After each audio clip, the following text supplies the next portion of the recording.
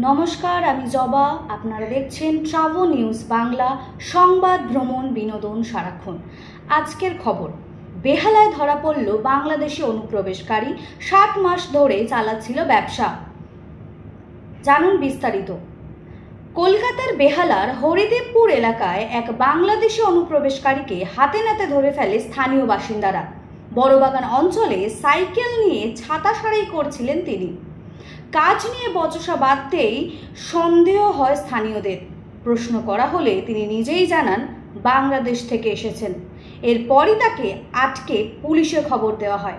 অভিযুক্তের নাম দাউদ দারিয়া, বাড়ি বাংলাদেশের গোপালগঞ্জ কাটলিপাড়ায়। জানা গেছে, প্রায় 7 মাস আগে 10,000 টাকা দিয়ে বনগাঁ সীমান্ত পেরিয়ে বৈধ নথি ছাড়াই ভারতে ঢুকেছিল সে।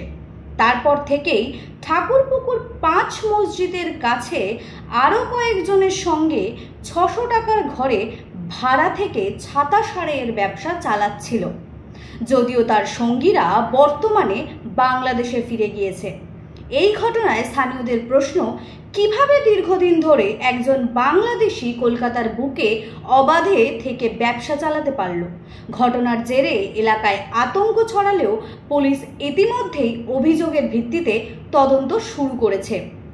আজকের জন্য এই পর্যন্ত। চোখ রাখুন বিস্তারিত জানার জন্য ট্রাভো নিউজ বাংলার পর্দায়। সংবাদ, ভ্রমণ, বিনোদন সারাক্ষণ।